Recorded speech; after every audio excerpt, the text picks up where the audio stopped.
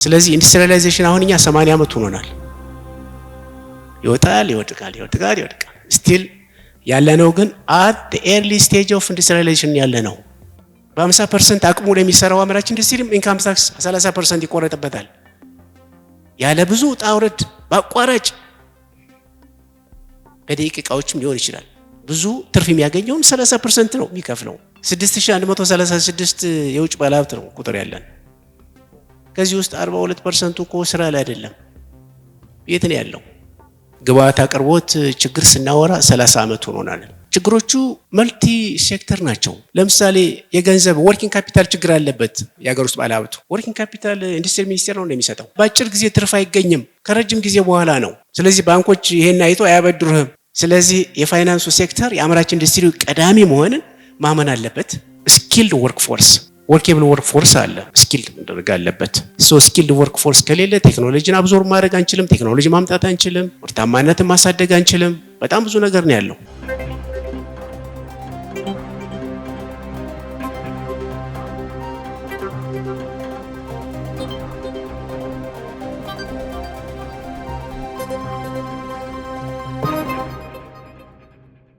አሁን የምናልፈው ሁለተኛው መነሻ ጽሑፍ ወደሚያቀርቡልን ነው። እንግዲህ ከዚህ ቀደም የፖሊሲ ጥናት ኢንስቲትዩት ስር የሚገኘውን የኢንዱስትሪ ልማት ዘርፍ ፖሊሲ ምርምርና ማዕከልን በኃላፊነት የመሩ ናቸው። በአጠቃላይ በኢንዱስትሪው ልማት ፖሊሲ ጥናት መሪነት ከ10 ዓመት በላይ አገልግለዋል። ለፖሊሲ ግብዓት የሚሆኑ አገር አቀፍና ዓለም አቀፍ ጥናትና ምርምሮችን በማከናወን ከ17 ዓመት በላይ የሆነ ልምድ አላቸው። በርካታ የጥናትና ምርምር ስራቸውንም በማኒፋክቸሪንግ ኢንዱስትሪ ልማት፣ በግሉ ሴክተር ልማት፣ በአገር ውስጥና በውጭ ቀጥተኛ ኢንቨስትመንት ወይም ደግሞ ኤፍዲአይ፣ በኢንዱስትሪ ምርታማነት፣ የቴክኖሎጂ ሽግግርና ፈጠራ ላይ ያተኮረ መሆኑ የአጠቃላይ ልምዳቸው ለዛሬው መድረክ ወሳኝ የሚያደርጋቸው ይመስለኛል።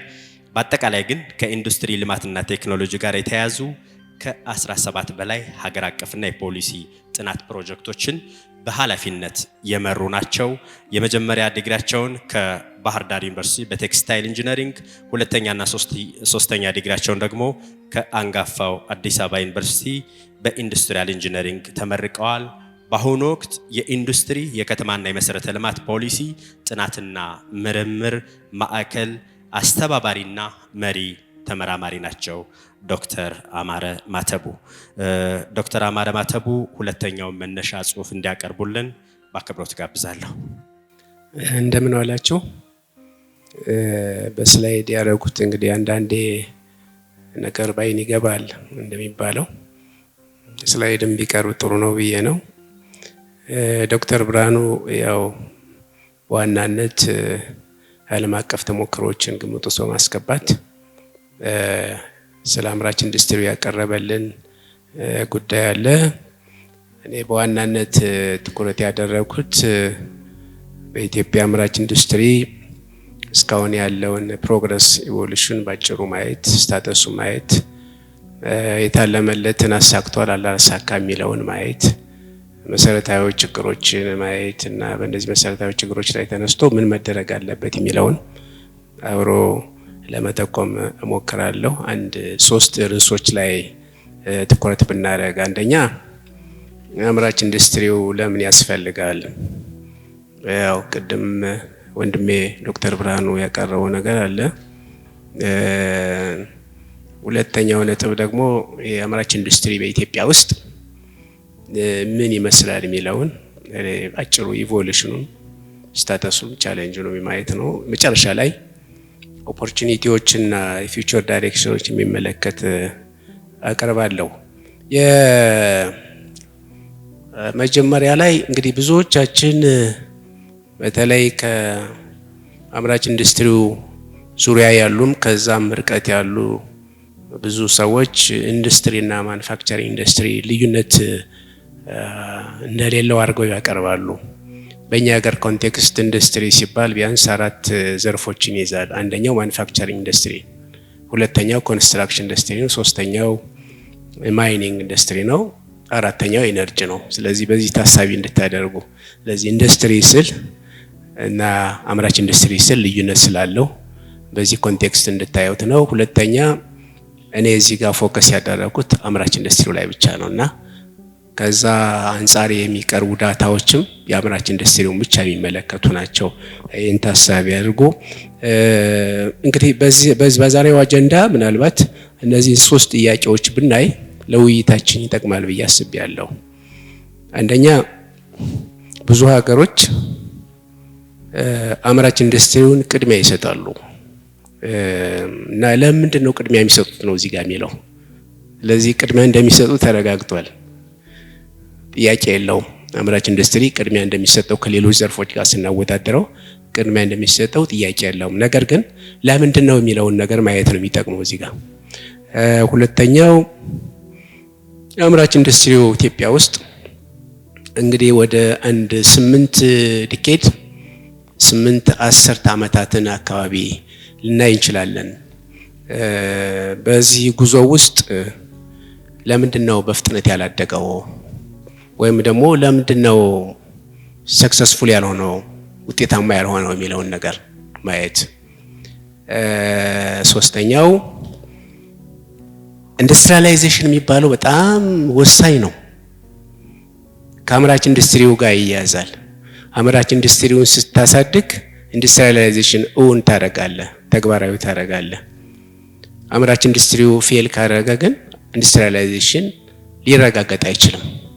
ኢንዱስትሪያላይዜሽን ማለት ከግብርና መር ወደ ኢንዱስትሪ መር የኢኮኖሚ ሽግግር ማለት ነው። በዋናነት ኢኮኖሚው ላይ ትልቅ አስተዋጽኦ እንዲኖረው ማድረግ ማለት ነው አምራች ኢንዱስትሪው። ስለዚህ ከዛ አንጻር ኢንዱስትሪያላይዜሽን በእርግጥ በሀገራችን እውን ሆኗል፣ ተግባራዊ ያደርገናል የሚለውን ነገርም ማየት ጥሩ ነው። መልእክት ነው እዚህ ጋር ብዙ ተመራማሪዎች ያስቀመጡት የመጨረሻዋ ነጥብ ኦልሬዲ ብዙ ተመራማሪዎች የተማመኑበት በተግባርም የታየ ጉዳይ ነው። መልእክቱ ለፖሊሲ አውጪዎች፣ ለተመራማሪዎች ዋቴቨር መከራከር ይቻላል። ምንድነው የሚለው? ያው በታሪክ አሁን ባለንበትም ነባራዊ ሁኔታ ሃይ ኢንካም ስታተስ ላይ የደረሱ ያደጉ ሀገሮች የአምራች ኢንዱስትሪውን መሰረት አድርገው ነው። ስለዚህ ያለ አምራች ኢንዱስትሪው ሃይ ስታተስ ወይም ደግሞ ከፍተኛ እድገት ደረጃ ላይ መድረስ እንደማይቻል ነው ብዙ ተመራማሪዎች የሚያስቀምጡት። ለዚህ ቅድም እንደቀረበውም አምራች ኢንዱስትሪው ምርጫ አይደለም። እሱ ብቻ ሳይሆን አምራች ኢንዱስትሪው ከሌሎች ዘርፎች ጋር እኩል ማየት ራሱ ኢንዱስትሪያላይዜሽኑን ማድረግ አይቻልም። ከዛ ፐርስፔክቲቭ የሚታይ ነገር እንዳለ ነው። ዞሮ ዞሮ ግን ምንድነው ቅድም እንደጠቀስኩላችሁ ኢንዱስትሪያላይዜሽን ማለት የአምራች ኢንዱስትሪው እድገት ማለት ነው። ስለዚህ ኢንዱስትሪያላይዜሽን ለምንድን ነው አቺቭ ያላደረገ ነው ወይም ደግሞ ውጤታማ ያላደረገ ነው ከተባለ በቀጥታ የሚገናኘው የአምራች ኢንዱስትሪው በሚፈልገው የእድገት ደረጃ ላይ ስላላደገ ነው። ከዚህ ጋር መነሳት ያለበት ሌላው ጉዳይ ለምን ቅድም እንደገለጽኩላችሁ የአምራች ኢንዱስትሪው ጋር ትኩረት ማድረግ ለምን አስፈለገ ነው። አንደኛ ሌሎች ዘርፎች ግብርና፣ ንግድ፣ ትራንስፖርት፣ ሌሎችም የአገልግሎት ዘርፎች በሙሉ ምርት ከሌለ የለም። ምርት ከሌለ እነዚህ ተቋማት አክቲቭ አይደሉም። ስለዚህ ይሄ አምራች ዘርፉ እነዚህን ዘርፎች ይዞ ነው የሚያድገው። አይታችሁ ከሆነ የንግድ እንቅስቃሴ ምርት ባለበት ነው። ምርት ማለት ከግብርና ነው። ምርት ካምራት ማለት ከአምራች ኢንዱስትሪው ነው። ስለዚህ ምርት ለዚህ ለአገልግሎት ዘርፎች እድገት ወሳኝ ነው። የአምራች ኢንዱስትሪው ማደግ ማለት ሌሎችን ዘርፎች ይዞ ነው የሚያድገው። ለዚህ ነው ቅድሚያ ይሰጠው እያልን ያለ ነው ለአምራች ኢንዱስትሪው። ቅድሚያ ይሰጠው በወረቀት ብቻ አይደለም። ምክንያቱም ብዙ ጊዜ አያለው በኢህአዴግ ዘመንም አሁንም ባለው ዘመን ሆም ግሮውን ኢኮኖሚክ ሪፎርሙ ያስቀመጠው እንደዛ ነው። ነገር ግን በተግባር አይደለም። ስለዚህ አንደኛው ይሄ አምራች ዘርፉ ያስፈልጋል፣ ቅድሚያ ይሰጠዋል፣ ከፍተኛ ትኩረት ይሰጠዋል ብለን ያስቀመጥ ነው ሌሎችን ግብርናን ጨምሮ ሌሎችን ዘርፎች ይዞ ስለሚያድግ ነው። ሁለተኛው ከግብርና ወደ ኢንዱስትሪ እናድጋለን፣ ይሄን አቅጣጫ ነው የምንከተለው ከተባለ የግዴታ አምራች ኢንዱስትሪው ላይ ነው ትኩረት የሚደረገው። ኢንዱስትሪያላይዜሽን እውን እናደርጋለን ተግባራዊ እናደርጋለን ከተባለ ምንም ጥርጥር የለውም አምራች ኢንዱስትሪው ማሳደግ ነው። ሌላ አማራጭ የለም። ከዚህ ጋር ተያይዞ ምናልባት የሚታየው የቴክኖሎጂ እድገት ነው። ቴክኖሎጂን ትራንስፎርም ማድረግ ነው። ሶስተኛው ነጥብ ቫልዩ ክሬት እሴት የሚጨምረው ይሄ ዘርፍ ነው። ዌልስ ክሬሽን ሀብት የሚፈጥረው ይሄ ዘርፍ ነው፣ አምራች ኢንዱስትሪው ነው። ጆብ ክሬሽን ስራ የሚፈጥረው ይሄ ዘርፍ ነው።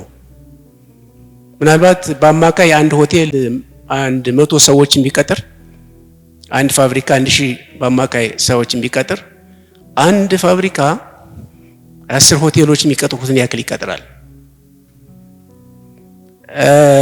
ሌላው የምርታማነት ነው። ምርታማነት የታዳጊ ሀገራት አንዱ መገለጫው እድገት ያላመጡበትን ምክንያት ዋናው ምርትና ምርታማነት ዝቅተኛ ስለሆነ ነው።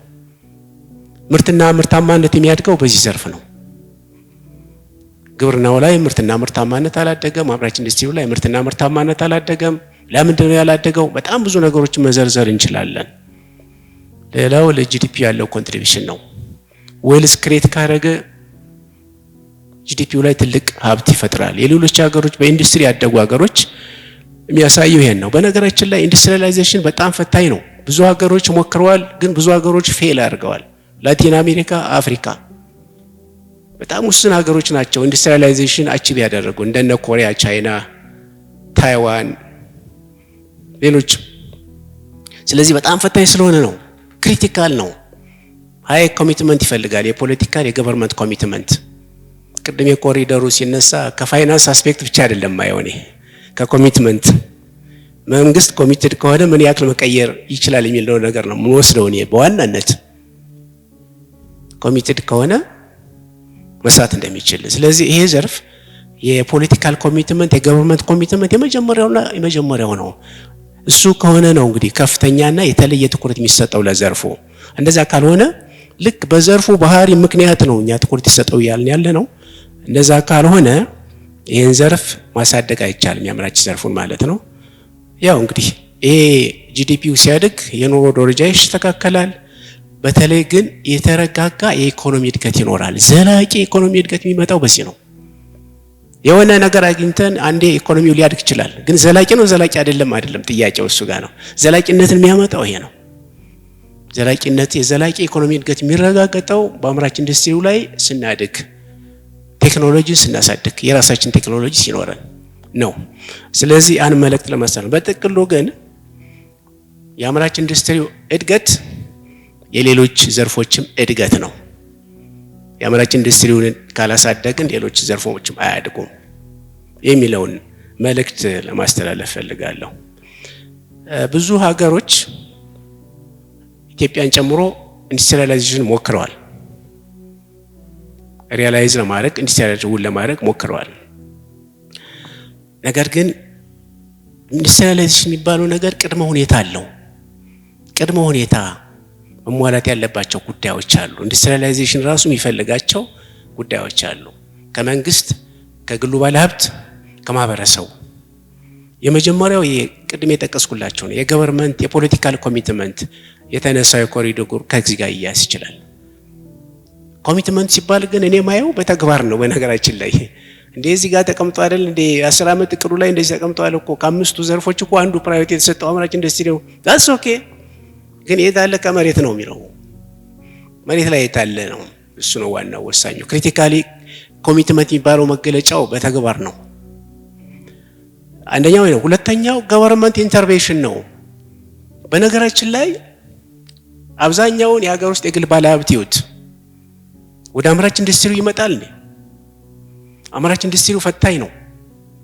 አንደኛ ትልቅ ካፒታል ይፈልጋል፣ ሁለተኛ ቴክኖሎጂ ይፈልጋል፣ ሶስተኛ በአጭር ጊዜ ትርፍ አይገኝም፣ ከረጅም ጊዜ በኋላ ነው። ስለዚህ ባንኮች ይሄን አይቶ አያበድሩህም። ከስንት ጊዜ በኋላ ገና ትርፍ አገኝተህ ወይም ደግሞ ልትከስር ትችላለህ። በአቋራጭ ትርፍ ያለ ብዙ ውጣ ውረድ የሚገኝበት ዘርፍ ካለ ወደዚያ ነው የሚሄደው ባለሀብቱ። ምን አጋታገለኝ ይላል። ትርፍ ነው የምፈልገው። ለዚህ ነው የተለየ ኔቸር አለው በባህሪው። ማኑፋክቸሪንግ ኢንዱስትሪ ቻሌንጅ ነው። ስለዚህ ምን ይኖራል? ማርኬት ፌለር ይኖራል። አሁን ማርኬት ፊተር አለ በነገራችን ላይ በአምራች ኢንዱስትሪው ላይ። ለምሳሌ አምራች ኢንዱስትሪው አብዛኛው በአቅሙ መስራት ከሚችለው በ50% ነው የሚሰራው። ለምንድን ነው ካላችሁት የመጀመሪያው ጥያቄው ሀገር ውስጥ ግብአት የለም ይላል። ስለዚህ ግብአት ላይ የአቅራቢውና የፈላጊው የማንድና ሰፕላዩ አልተጣጣመም። ምን አለ? ማርኬት ፌለር አለ። ይህን ማርኬት ፌለር ማን ነው የሚሞላው? ወይ መንግስት የግል ባለሀብቱን በማበረታታት በመደገፍ ነው መሙላት የሚችለው፣ ወይ ራሱ ነው መግባት ያለበት። ማርኬት ፌለር ካለ እድገት የለም። ስለዚህ ማርኬት ፌለር ስለሚኖር አይደለም በእንደኛ አይነት ሀገር ባደጉ ሀገሮችም አለ። ማርኬት ፌለር ሲኖር መንግስት ኢንተርቬን ማድረግ አለበት። ኢንተርጋቨርንመንት ኢንተርቬንሽን ምን ያክል ነው የሚለውን ነገር ማየት ያስፈልጋል።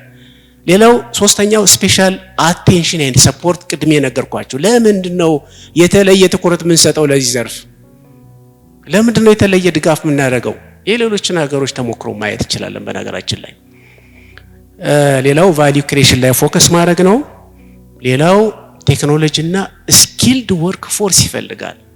እኛ ሀገር ያልተሟላ የራሳችን የሆነ ቴክኖሎጂ የሌለን፣ የሌሎችን ቴክኖሎጂዎች አዶፕትና አዳፕት እያደረግ የምንጠቀም ቴክኖሎጂ። ሁለተኛው ስኪልድ ወርክ ፎርስ፣ ወርኬብል ወርክ ፎርስ አለ፣ ስኪልድ መደረግ አለበት። ስኪልድ ወርክ ፎርስ ከሌለ ቴክኖሎጂን አብዞርብ ማድረግ አንችልም፣ ቴክኖሎጂ ማምጣት አንችልም፣ ምርታማነትን ማሳደግ አንችልም። በጣም ብዙ ነገር ነው ያለው። እነዚህ ደግሞ ቅድሚያ ይፈልጋሉ። ይሲ ኮሪያ ለምሳሌ የመጀመሪያ የሰራችው በሰው ኃይሉ ነው። የሰው ኃይሉን ካበለጸገች በኋላ ነው ወደ ኢንዱስትሪያላይዜሽን ኦን ያደረጋቸው። የሰው ኃይል ክሪቲካል ነው፣ ቴክኖሎጂ ክሪቲካል ነው። ያለ የሰለጠነ የሰው ኃይልና ቴክኖሎጂ ኢንዱስትሪያላይዜሽን ኦን ማድረግ አይቻልም። ቅድሚያ ሊሰጠው የሚሰራ ጉዳይ ነው። ለዚህ ነው አሁን ያስቀመጥኩላችሁ ቅድሚያ የሚሰጣቸው ጉዳዮች አሉ። እነዚህን ስላልሰራንባቸው ነው እነዚህ የተዘረዙ እዚህ ጋር ቅድሚያ ያልተሰጣቸው ጉዳዮች ግን በደንብ ያልተሰራባቸው ስለሆኑ ነው ፌል ያደረግ ነው። በ80 ዓመት ጉዟችን የሚለውን ነገር ይሄንን ከጊዜ አንፃር ልለፈው። የግሎባል ሲቹዌሽን በሚመለከት ትንሽ ከዚህ በፊት ያቀረበው ዶክተር ብርሃኑም የሆነ ነገር ስላቀረበ ልለፈው። ሌላው አሁን ያለውን ስታተስ በአምራች ኢንዱስትሪው ላይ በተለይ ላለፉት 3 ሪጅሞች ላይ ያለውን ስናየው ኢንዱስትሪያላይዜሽን ሀሳቡ የተነሳው ከኃይለ ሥላሴ ጀምሮ ነው። ኃይለ ሥላሴ 5 የ5 ዓመት እቅዶች ነበራቸው። 5 እና ኢንዱስትሪ ማኑፋክቸሪንግ ኢንዱስትሪ ትኩረት ሰጥተው ነበር እና በአብዛኛው ማለት ይቻላል ሰክሰስፉል ነው።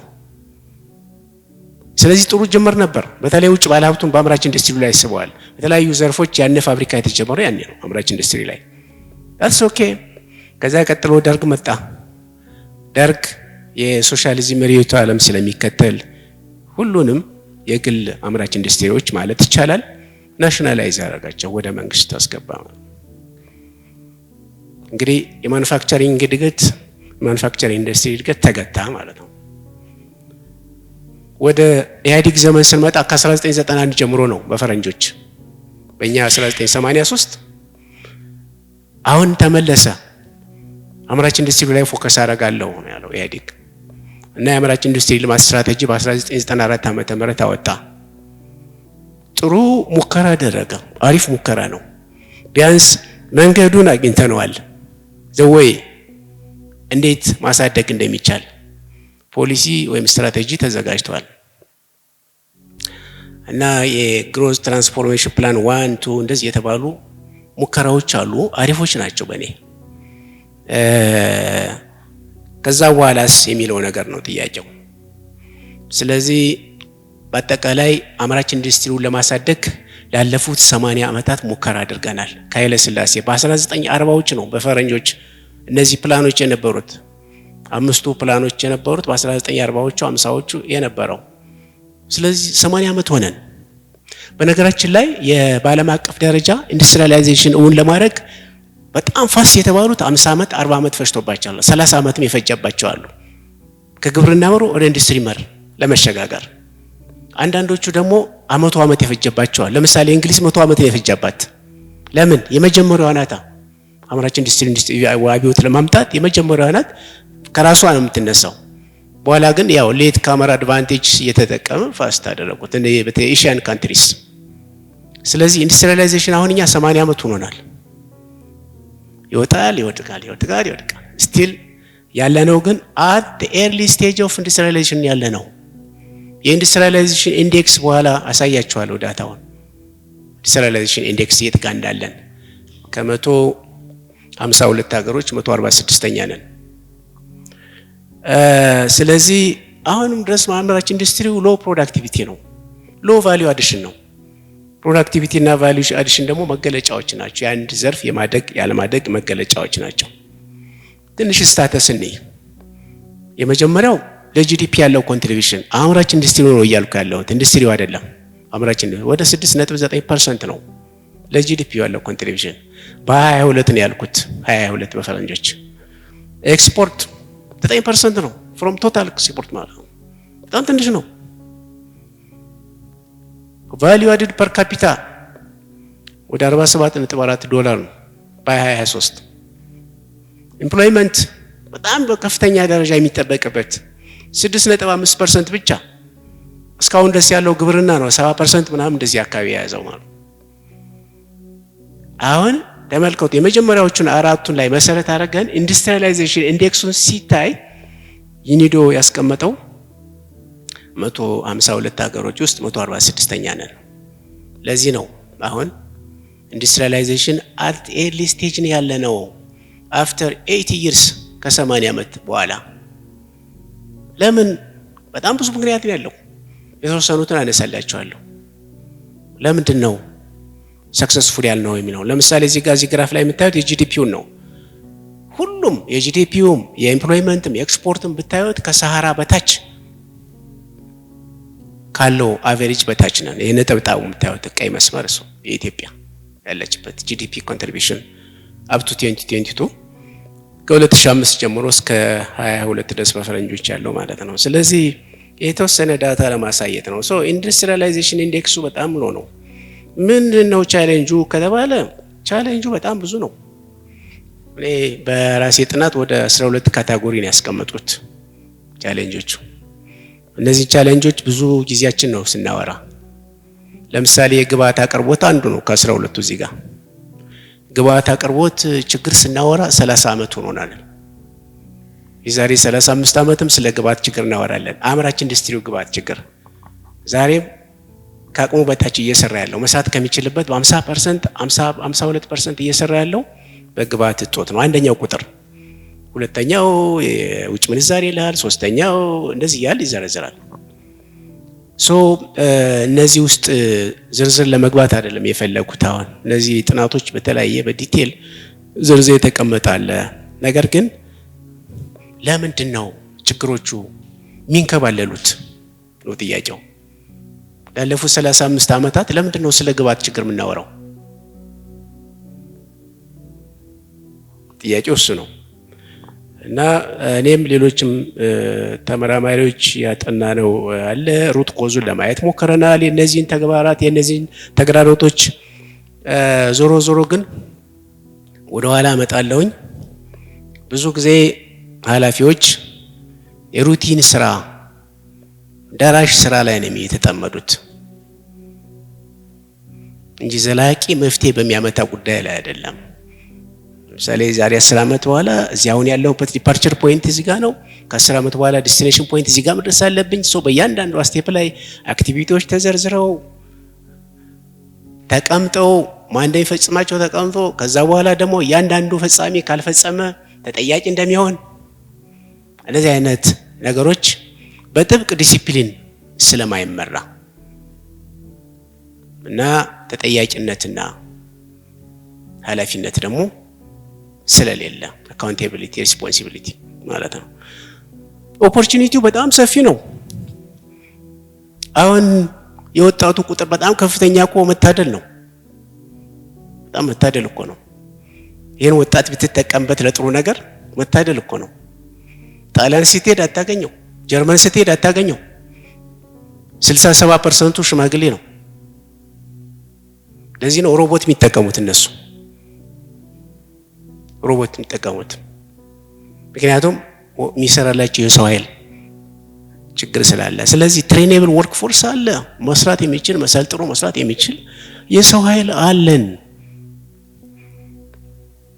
ጥሬ ዕቃ በተለይ አምራች ኢንዱስትሪ ወደ 6 ንዑስ አምራች ኢንዱስትሪ አለ። በነገራችን ላይ ከመጀመሪያዎች የሶስቱ በተለይ ከግብርና ግብአት የሚያገኙት የጨርቃ ጨርቅና አልባሳት አንደኛው፣ ሁለተኛው ቆዳና ቆዳ ውጤቶች፣ ሶስተኛው ምግብና መጠጥ ኢንዱስትሪ። እነዚህ ሶስቱ ዘርፎች ቶታሊ ግብአት በሀገራችን ውስጥ ማግኘት ነበረብን።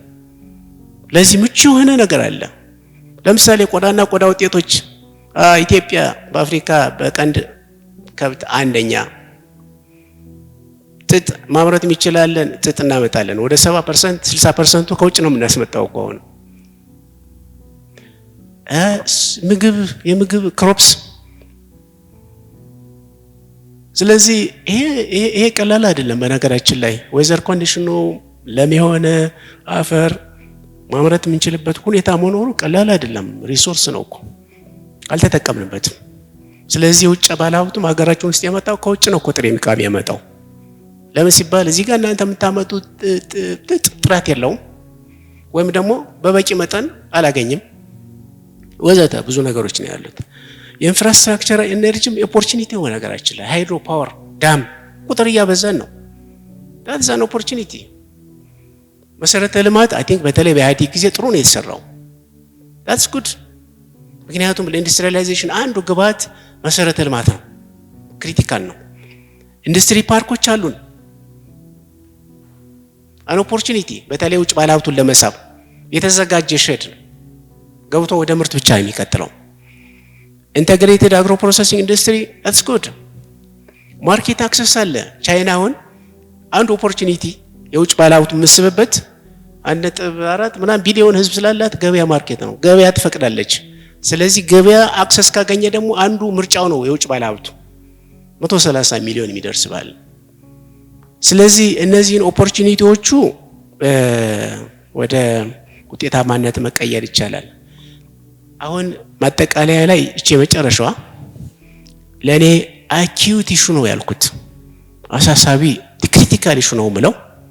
በአጠቃላይ በኢንዱስትሪያላይዜሽን ያለውን ነባራዊ ሁኔታ በሚመለከት 8 ጉዳዮችን ላንሳ። አንደኛው የፖሊሲ ያለመጣጣም የሚባለው ለምንድን ነው ፌል ያደረገው የሚለው ጥያቄ ካነሳችሁ፣ የፖሊሲ ያለመጣጣም ፖሊሲ ኢንኮንሲስተንሲ የሚባለው የፖሊሲ አለመጣጣም በሁለት በሶስት መልኩ ልታዩት ትችላላችሁ። አንደኛው የፖሊሲ አለመጣጣም ቢትዊን ሪጂምስ፣ ኃይለ ሥላሴ ከዚያ ደርግ ከዛ ኢህአዴግ፣ ሁሉም የሚከተሉት አይዲዮሎጂ የተለያየ ነው።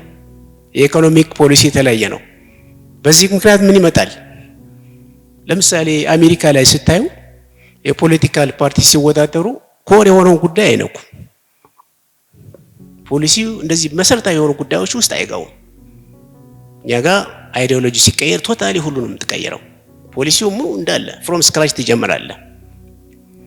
በለፉት 3 ሪጅሞች ኃይለ ሥላሴ ጥሩ ሞከሩ አምራች ኢንዱስትሪው ላይ። ከዚያ ደርግ መጣ፣ ናሽናላይዝ አደረገ፣ ወረሰ አምራች ኢንዱስትሪዎችን። አምራች ኢንዱስትሪው እድገት ተገታ ማለት እንችላለን። ከዚያ ኢህአዴግ መጣ፣ እንደገና ጥሩ ሙከራ አደረገ፣ ጥሩ ሰራ፣ ጥሩ ጅምሮች አሉ። ግን የአይዲዮሎጂ ልዩነት እኮ አለ። ሶሻሊዝም የተለየ አይዲዮሎጂ የሚጠይቀው፣ ኢህአዴግ ዴቨሎፕመንታል ስቴት ነው፣ የልማታዊ መንግስት ነው የተከተለው፣ እነ ኮሪያ ያደጉበት ማለት ነው። ስለዚህ የአይዲዮሎጂ ልዩነት ከአንዱ መንግስት ወደ ሌላ መንግስት ሽፍት ሲደረግ አጠቃላይ እነዚህ ፖሊሲዎች ምናም እንዳለ ይተውና እንደ አዲስ ይጀመራል። ለምሳሌ የቅርቦችን የፕሮስፐሪቲ ፓርቲና የኢህአዴግን ነው 3 ጉዳዮች ላይ በዚህ በአምራች ኢንዱስትሪው ላይ። አንደኛው ኢህአዴግ አድሊ ነው፣ ግብርና መር የኢንዱስትሪ ስትራቴጂ ነው የሚከተለው። ግብርና መር የኢንዱስትሪ ልማት ስትራቴጂ ነው የሚከተለው። አድሊ አግሪካልቸራል ዴቨሎፕመንት ሌድ ኢንዱስትሪያላይዜሽን። አሁን ደግሞ መልቲ ሴክተራል ዴቨሎፕመንት አፕሮች ነው።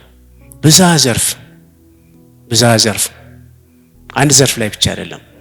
ሌላው ፕራይቬት ሴክተር ሌድ ነው ኢህአዴግ ላይ። ግን ፕራይቬት ሴክተር ሌድ ብሎ ፐብሊክም ነበረው።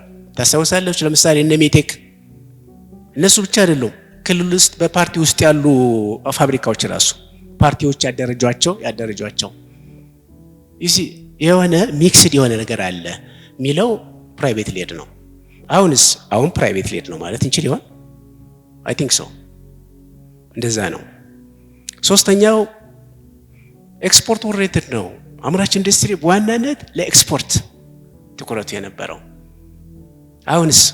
አሁን ግን ባላንስ አፕሮች ነው የሚለው። ያው በቅርብ ጊዜ የወጣው የአምራች ኢንዱስትሪ ፖሊሲ ባላንስድ አፕሮች ማለት ኢምፖርት ሰብስቲሽን ኤክስፖርትንም አመጣጥኖ ባላንስ አድርጎ የመጠቀም አፕሮች ነው የተቀመጠው። የመጨረሻው ኢንዱስትሪያላይዜሽን አፕሮችስ ኢህአዴግ ላይ የነበረው ዲፒአይ ሌድ ኢንዱስትሪያላይዜሽን ነው ማለት የሀገር ውስጥ የግል ባለሀብቱ የሚያመጣው ኢንዱስትሪያላይዜሽን ነው። ዶሜስቲክ ፕራይቬት ኢንቨስተርስ ለማለት ዲፒአይ። አሁን በተግባር እያየ ነው ኤፍዲአይ ሌድ ኢንዱስትሪያላይዜሽን ነው። በውጭ ባለሀብቱ የሚመራ ኢንዱስትሪያላይዜሽን ነው አፕሮቻችን። ለምሳሌ ብዙ ኢንዱስትሪ ፓርኮችን ብታዩት ከ95 ከዛም በላይ የውጭ ባለሀብት ነው።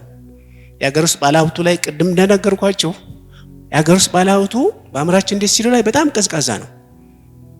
ላይሰንስም ወስደው ወደ ተግባር ያልገቡ በጣም ብዙዎች ናቸው። ስለዚህ እሱ አንድ ችግር ነው ማለት ነው። ስለዚህ በእንደዚህ አይነት ልዩነቱን ታያላችሁ። ከአንድ ቦታ ወደ አንዱ ሽፍት ስናደርግ በተለይ መሰረታዊ የሆነ ፊሎዞፊው ላይ የአምራች ኢንዱስትሪ ፊሎዞፊው ላይ ለውጥ ሲኖር እድገቱ መጋቱ አይቀርም። ኢንዱስትሪያላይዜሽን አስቀጠለው ስትመጣ ላለፈው 80 ዓመት ለምሳሌ አንዱ በአንዱ ላይ እየጨመረ ቢመጣ ኑሮ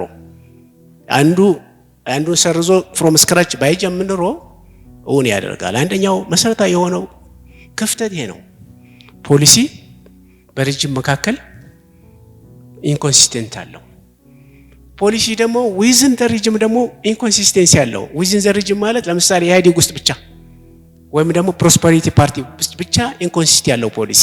ለምሳሌ የግብርናው ፖሊሲና የኢንዱስትሪ ፖሊሲ ካልተጣጣመ ኢንኮንሲስተንት ነው። ግብርና ላይ ለምሳሌ ጥሬ ዕቃ ኤክስፖርት አደርጋለሁ ይላል አይደል? ኤክስፖርት እየተደረገ ነው። ሰሊጥ በጥሬው እንደዚህ ጥሬው። ከዛ አምራች ኢንዱስትሪው ደግሞ ኖ እኔ ግብአት ፈልጋለሁ፣ በጥሬው ዕቃ ኤክስፖርት አታርግ፣ እኔ ፈልጋለሁ፣ ለኔ ስጠኝ ነው። ለምሳሌ የምግብ ዘይት ላይ እነ ሰሊጥ በጥሬው ይላካሉ፣ ግን ሰሊጥ ለምግብ ዘይት ይፈልጋል። ኮንትራዲክት አያደርግም?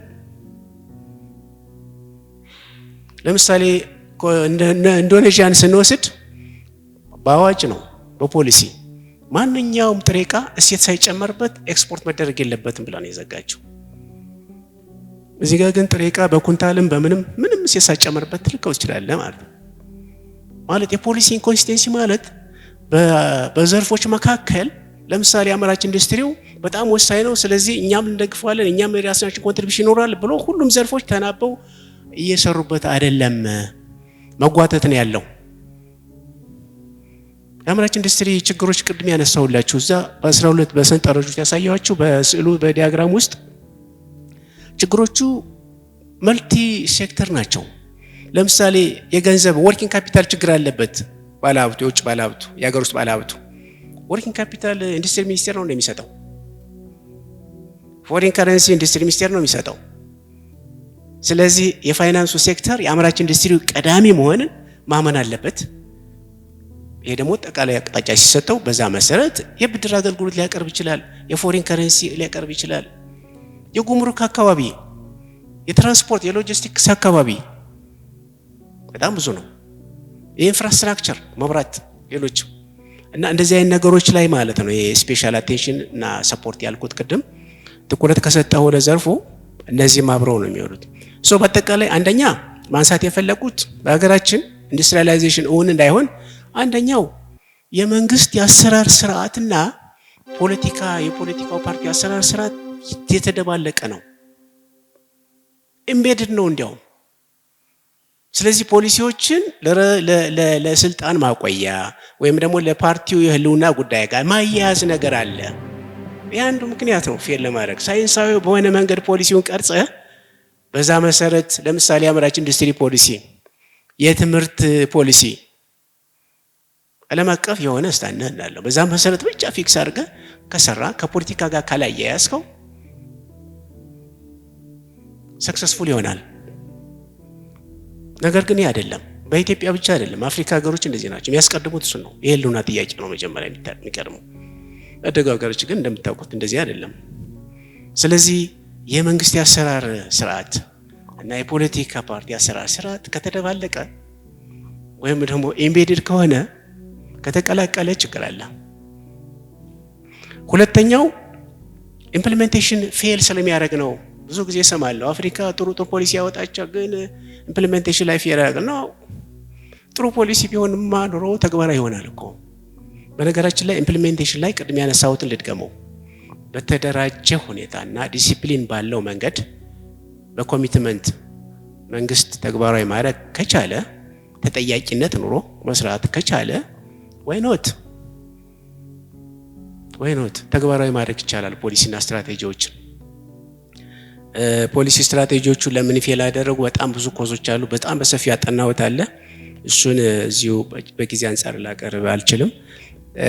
ሌላው የፐብሊክ ፓርቲሲፔሽን ነው። የባለድርሻ አካላት ፖሊሲዎች ሲቀረጹ ባለድርሻ አካላትን የማሳተፍ በተለይ የግሉን ዘርፍ የማሳተፍ ኢምፓወር የማድረግ ዲሲሽን እንዲወስን የማድረግ ጉዳይ ላይ ነው። አያሳትፉም ወይ ካላችሁኝ ፖሊሲ ሲዘጋጅ ምን ያሳትፋሉ፣ ግን ለፎርማሊቲ ነው ይሳተፋሉ። የቀረበው ሀሳብ ወደ ተግባር ላይ ይቀየር ይችላል። የቀረበው ሀሳብ በፖሊሲ ላይ ገባ ይችላል። whatever በፖሊሲ ቀረጻ ኮንሰፕት ሞዴሎች አሉ። በአብዛኛው ታዳጊ ሀገሮች ኢትዮጵያን ጨምሮ ኢሊት ሞዴል ነው። ኢሊት ሞዴል ማለት የፖለቲካል ኢሊትስ ወይም ደግሞ ገቨርንመንት ኢሊትስ ፖሊሲውን ያዘጋጃሉ። ከዛ በኋላ ለይስሙላ ባለድርሻውን ሌሎችንም ያሳትፋሉ። ከዛ ወደ ትግበራ ይሄዳል። ትግበራ ላይ ፊልም ያደረገው እንደዚህ ነው። ኦውን አላደረገውም። የግሉ ባላት ኦውን አላደረገውም፣ አያውቀውም። ባለድርሻ አካላት ኦውን አላደረገውም፣ አላውቁትም።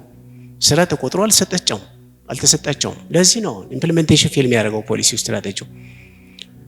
ሌላው ቅድም የጠቀስኩትን መድገም ፈልጋለሁ። ይሄ ቆም ብሎ ማሰብ አለባቸው ፖሊሲ አውጪዎች። በደራሽ ስራ ብቻ መጠመድ ጊዜያዊ መፍትሄ ብቻ መስጠት አያዋጣም። ዘላቂ መፍትሄ ነው መታሰብ ያለበት። ችግሮች ሲንከባለሉ የግብዓት ችግር ይንከባለላል። ለምንድን ነው የሚንከባለለው? ቆም ብለን እናስበው። 35 ዓመት 40 ዓመት ለምን ይንከባለላል የግብዓት ችግር? ቆም ብሎ ማሰብ ያስፈልጋል። ከአዙሪት ውስጥ አልወጣንም፣ አዙሪት ውስጥ ነው ያለነው ማለት ነው። ስለዚህ ችግሮቹ ለምን ሮል አውት እንደሚያደርጉ ቆም ብሎ ማሰብ ያስፈልጋል። እኔ ያየሁት ምንድነው በአብዛኛው ብዙ ኃላፊዎች በደራሽ ስራዎች እና በጊዜያዊ መፍትሄ ነው የተጠመዱት። ዘላቂ መፍትሄ የሚባለው ነገር ላይ በፕሮግራማቸው በስራቸው አስቀምጠው የግብዓት ችግር የሚባለውን አፍተር 5 years ከ5 ዓመት በኋላ መስማት አልፈልግም። it should be ኮመርሻላይዜሽን በግሉ ባለሀብት ሊሆን ይችላል፣ መንግስትም ሊሆን ይችላል፣ whatever። አሁን አንደኛው የግብዓት ችግር የግብርና ምርት ፍላጎት ከፉድ ሴኩሪቲ ስላላለፈ እኮ ነው። ስለዚህ ከዛ ፐርስፔክቲቭ ነው የምናየው ማለት ነው። ሌላኛው ባለሀብቶች፣ አምስተኛው ነጥብ ኢንቨስተሮች፣ ባለሀብቶች የውጭም ቢሆን ባዲያው ሀገር ውስጥ ባለሀብት በዚህ ዘርፍ ላይ በአምራች ዘርፍ ላይ ጥራት የላቸውም። ለምንድን ነው ጥራት የሌላቸው ካላችሁኝ አንድ ሁለት ምክንያቶችን ልንገራችሁ። አንደኛው ለምሳሌ የውጭ ባለሀብቱ የቅርብ ጊዜ አንድ 30 ዓመት ዳታ ወስጄ አይቼዋለሁ። እስከ 2022 በፈረንጆች ላይሰንስ ወስደው የኢንቨስትመንት ላይሰንስ ወስደው ከወሰዱት ውስጥ ወደ 58% ብቻ ናቸው ወደ ኦፕሬሽናል የገቡት፣ ወደ ስራ የገቡት። 42% የት ነው ያለው ነው? 42% ወይ ላይሰንሱን ይዘው ቁጭ ብለዋል፣ ለዛ ደግሞ የተወሰነ ቦታውን ተቀብሎ ግንባታ ጀምረዋል። whatever የራሳቸው ምክንያት ይኖራቸዋል፣ የራሱ ጥናት ያስፈልገዋል። ግን እሺ 42% 6136 የውጭ ባለሀብት ነው ቁጥር ያለን። ከዚህ ውስጥ 42% እኮ ስራ ላይ አይደለም። የት ነው ያለው? ይሄ ትልቅ እንትን ያስፈልገዋል ማለት ነው። ኦፍ ኮርስ በስራ ኢትዮጵያ ኢንቨስትመንት ኮሚሽንም በሌሎችም ላይ በ10 ዓመት እቅዳቸው አስቀምጠውታል። ወደ ስራ ማይገቡ እንደዚህ ይደረጋል ማለት ነው whatever። እሱ ክሪቲካል ነው በነገራችን በአምራች ኢንዱስትሪው ላይ በተለይ ደግሞ ዞር ብሎ ማየት ያስፈልጋል። ለምንድነው የውጭ ባለሀብቱ የሀገር ውስጥ ባለሀብቱ የውጭ ባለሀብቱም በተለይ የሀገር ውስጥ ባለሀብቱ አምራች ኢንዱስትሪው ላይ ላይሰንሱን ወስዶ ቦታውን ተቀብሎ ዝም የሚለው ለምንድነው? ማሰብ ያስፈልጋል፣ መጠየቅ ያስፈልጋል። ወደ አንዳንዱ ደግሞ አምራች ኢንዱስትሪውን ገንብቶ አንድ እግሩ ሆቴል ላይ ነው፣ አንድ እግሩ አምራች ኢንዱስትሪው ላይ ነው፣ አንድ እግሩ ሪል ስቴት ነው፣ አንድ እግሩ ደግሞ አምራች ኢንዱስትሪው ነው። ለምን? ማካካስ ነው። ማርኬት ፌለር አለ እኮ አምራች ኢንዱስትሪው ላይ ማርኬት ፌለር እኮ አለ። የሚያዋጣው ቢሆን ኖሮማ እኮ ትርፍ የሚያገኝበት ቢሆን ኖሮ እኮ ይቀጥላል። እሱም ብቻውን እያሰፋ ይሄዳል። እንዲያውም ለምን ወደ ሆቴል ይሄዳል? ለምን ወደ ሪል ስቴት ይሄዳል? እሱ መጠየቅ ያስፈልጋል። ሰው መንግስት የፖሊሲ ጉዳዮች ማመቻቸት ያለበት እሱ ነው። እዚህ ሪል ስቴት እና እንደዚህ በመሳሰሉት ጋር ኪራይ የመሰብሰብ ጉዳይ ካለ ከመሬት ጋር ተያይዞ ኪራይ የመሰብሰብ ጉዳይ ካለ ኢቭን ዲስኢንሴንቲቫይዝ ማድረግ ያስፈልጋል እኮ ፖሊሲን ቆምጣ አስተካከለው ኢንሴንቲቫይዝ እና ዲስኢንሴንቲቫይዝ እያደረክ ነው። ያለ ብዙ ውጣ ውረድ በአቋራጭ ብዙ ትርፍ የሚገኝበትን አካባቢ ሬት ሲንኪንግ ነው፣ ኪራይ መሰብሰብ ነው። እዚህ አካባቢ ያለውን ዲስኢንሴንቲቫይዝ ማድረግ አለብህ። እንደ ኢንካም ታክስ ለሁሉም 30% ነው የሚቆርጠው እኮ ኢንካም ታክስ በ50% አቅሙ ለሚሰራው አምራች ኢንዱስትሪም ኢንካም ታክስ 30% ይቆረጥበታል። ያለ ብዙ ውጣ ውረድ በአቋራጭ በደቂቃዎችም ሊሆን ይችላል ብዙ ትርፍ የሚያገኘውን 30% ነው የሚከፍለው። ይሄ ፌር አይደለም እና በአምራች ኢንዱስትሪው የተለየ ባህሪ ምክንያት ማደግ አይቻልም እዚህ አካባቢ ላይ። ስለዚህ ኢንቨስትመንት የሚባለው ነገር ገና ነው፣ ጥራት የለውም በአምራች ኢንዱስትሪው ላይ። ኦፍ ኮርስ ይሄን ስል ደግሞ አንከር የሆኑ ኢንቨስተሮች የለም ማለት አይደለም። በነገራችን ላይ ጥሩ ኢንቨስተሮች አሉ፣ ጄኒውን ኢንቨስተሮች አሉ፣ ያለውን ችግርም ተቋቁመው እየሰሩ ያሉ ባለሀብቶች አሉ በአምራች ኢንዱስትሪው ላይ። በጣም አሪፍ ስራ እየተሰራ ያለው ጉዳይ ነው። ግን በጥቅሉ እኔ የማወራው ስለ አብዛኛው ነው። 58% ብቻ 42% የት ነው አስቀመጥከው? ማጥራት እኮ ያስፈልጋል። መሬትም ወስዶ ቁጭ ካለ እኮ ስራ እየተሰራ አይደለም። ስድስተኛው መንግስት ስፔሻል አቴንሽን እና ሰፖርት ለአምራች ኢንዱስትሪው ካልሰጠ ባይደክም ይሻላል። እንደ ሌላው ዘርፍ እኩል ማየት የሚባለው ነገር አፕሮች ከሆነ ማድመቅም አያስፈልግም። የሌሎችን ሀገሮች ታሪክ ማየት ነው። የአምራች ኢንዱስትሪውን ስፔሻል ኔቸር ማየት ነው። የተለየ ባህሪ ማየት ነው። አሁን ያለውን ባለፈው የመጣንበት የ80 ዓመቱን ጉዞ ማየት ነው። ትምህርት መውሰድ ያስፈልጋል። ከባለፈው ሌሰን መውሰድ ያስፈልጋል። በነገራችን ላይ ፖሊሲ ማለት ለርኒንግ ባይ ዱይንግ ነው። እየሰራህ ነው የምትማረው። ፐርፌክት የሆነ ፖሊሲ የምታመጣው ትሰራለህ፣ ትወድቃለህ፣ ከወደቀው ትምህርት ትወስዳለህ፣ እንደገና ትሰራለህ፣ ያሻሽላል። እንደዚያ እያልክ ነው እንጂ ይህም ሀገር ፐርፌክት የሆነ ፖሊሲ ነው ብለህ አምጥተህ ተግባራዊ ልታደርገው አትችልም። ፖሊሲ ለርኒንግ ባይ ዱይንግ ነው። ሶ we have to learn 80 ዓመት ቀላል አይደለም። we have to take a lesson። ስለዚህ ከአዙሪቱ መውጣት ያስፈልጋል፣ ትምህርት ወስዶ ማለት ነው። የመጨረሻው ቅድም ያነሳሁት ነው። የመንግስት ተቋማት አይናበቡም፣ ቤት ዘግተው ነው የሚሰሩት። አይኖዛ ታውቃለህ ወይ? አዋጅ እንደወጣ በፕላንና ልማት ሚኒስቴር በኩልም ግፊት እንደሚደረግ ተናበው እንዲሰሩ ሪሶርስ እንዳይባክን አይኖዛት። ግን መሬት ላይ ስላለው ሁኔታ ስለሆነ ማወራው ይሄ በጣም ክሪቲካል ነው በነገራችን ላይ። ስለዚህ ምርጫው ሁለት ነው የሚሆነው፣ አይዘር we have to achieve together or fail together ነው የሚሆነው እንጂ ለብቻ ተሰርቶ የትም አይደረስም። እንዳልኳችሁ እኮ ነው አምራች ኢንዱስትሪው በ5 በ6 ዋና ተቋማት ላይ ነው የተንጠለጠለው። ኢንዱስትሪ ሚኒስቴር ብቻውን የትም አይደርሰውም። የገንዘብ ጉዳይ አለ፣ ገንዘብ ሚኒስቴር ወይም ደግሞ ለብሔራዊ ባንክ። የትራንስፖርት ጉዳይ አለ። ለምሳሌ ከጅቡቲ እስከ ፋብሪካ በጣም ውድ ነው ትራንስፖርት፣ በጣም ውድ ነው ከሌሎች ሀገሮች ስናነጻጽረው። የጉምሩክ ጉዳይ አለ። በጣም ብዙ ጉዳዮች አሉ። የኢንፍራስትራክቸር ጉዳይ አለ። ስለዚህ አንድ ተቋም ብቻውን አይደለም የሚሰራው። እነዚህ ተቋማት መተባበር አለባቸው። ኦፍ ኮርስ የኢትዮጵያ ታምርት ፕሮግራም ኢኒሺዬቲቭ የተጀመረው በዚህ ምክንያት ነው። ቢያንስ የዚህን ዘርፍ ችግር እንወቀው፣ በጋራ ለመፍታት ጥረት እናደርግ ነው። that's good። ቢያንስ ይሄ ኢኒሺዬቲቭ እኔ እያየሁ ያለሁት ቢያንስ አዌርነስ ወይም ደግሞ ግንዛቤ ይፈጥሯል። ይህ ዘርፍ ምንድነው፣ ምን ችግሮች አሉበት የሚለው ነው። አለበዛማ የትም ቦታ ስትሄዱ ምንድነው ማኑፋክቸሪንግ ሊልህ ይችላል ፎር ዛት ማተር። ስለዚህ ከዚህ አንጻር የኢንስቲትዩሽናል ኮኦርዲኔሽንና ኮላቦሬሽን በጣም ክሪቲካል ነው፣ በጣም ትኩረት የሚያስፈልገው ጉዳይ ነው የሚለውን ነው። በጣም አመሰግናለሁ። ጨርሻለሁ።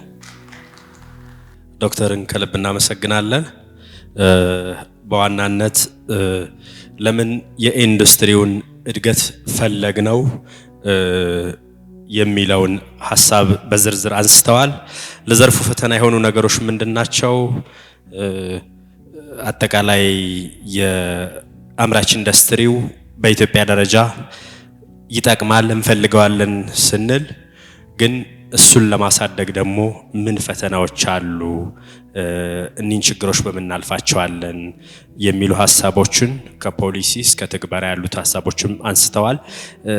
ሌላኛው የአምራች አገልጋይ ተቋማት ለዘርፉ የሚኖራቸውን ጠቀሜታ ምንድነው የሚሉ ሀሳቦችም ዳስሰዋል።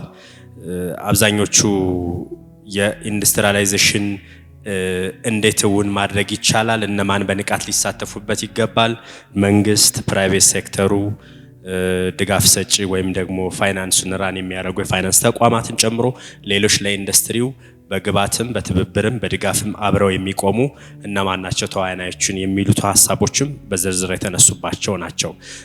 በጽሁፋቸው በዋናነት አምራች ኢንዱስትሪ ላይ ማተኮር አማራጭ ብቻ ሳይሆንም የግድ እንደሆነ ግድ እንደሚል ጭምር አጽንኦት ሰጥተዋል። አምራቹ ላይ ማተኮር ስላለው ዘርፈ ብዙ ጠቀሜታም እንዲሁ በዝርዝር የተነሱ ሀሳቦች ናቸው። ስለ አዋጭነቱ እዚህ ላይ ፈሰስ ማድረግ እና መዋለ ንዋይ ላይ ትኩረት መስጠት ስለሚያስገኘው ውጤትም እኛ ሀገር ላይ ስላለው የአምራቹ ዘርፍ እውነታና ተኪ ምርት ላይ ስለ ኤክስፖርትም ሀሳቦች ተነስተዋል። አንዳንድ ሀቆች ለምሳሌ ምንድነው ስፔሻላይዜሽን ሲባል ምን ማለት ነው? ምን ሲደረግ ነው ለአምራች ኢንዱስትሪው ትኩረት ተሰጥቷል የሚባለው? ለምሳሌ መንግስት በኢትዮጵያ ታምርት ንቅናቄ በፖሊሲ ደረጃ ባለፉት ዓመታት የሆም ግሮን ኢኮኖሚ ፖሊሲ ላይ ትኩረት ተሰጥቷል የሚባለው ከነጠላ ዘርፍ የኢኮኖሚ ፖሊሲ ወደ ብዝሃ ዘርፍ ፖሊሲ መጠናል። ከሱ ቀጥሎ ደግሞ አምራች ኢንዱስትሪውንም ሌላውንም ይደግፋሉ የሚባል ደግሞ በተለይ ፋይናንስ ሴክተሩንም ደግሞ ሪፎርም አድርገናል ስንል ምንድነው ተጨባጭ ውጤት የመጣው? ምንድነው ለኢንዱስትሪ ፕራዮሪታይዝ አድርገናል ስንል ምንድነው ያገኝ መስጠት ማለት የሚሉ ሀሳቦችን ዶክተር በዝርዝር ነው ያነሷቸው። እድሎቹ ምንድናቸው? በ80 ዓመት ውስጥ ሙከራችን የቱጋንን የሚሉ ነጥቦችም ተነስተዋል። ተግዳሮቶቹ ብዙ ናቸው። እንደ መሬት ኃይል፣ ግብዓት፣ የውጭ ምንዛሬ ጦት፣ የፖሊሲ ችግር። ግን እነዚህን ችግሮች እስከ መቼ ነው ችግር እያልን ይዘናቸው የምንቀጥል? የሆነ ጊዜ መቆም አለበት የሚል አጽንኦትም የሰጡበት ሀሳብ አለ። ምናልባት በሂደታችን ውስጥ በኋላ በውይይታችን እናነሳዋለን። የመንግስት አይዲዮሎጂ፣ የኢንዱስትሪ ያላቸው አፕሮች እና የፖሊሲ አለመጣጣም የሚሉ መሰረታዊ ነጥቦች በዋናነት የተነሱ ሀሳቦች ናቸው።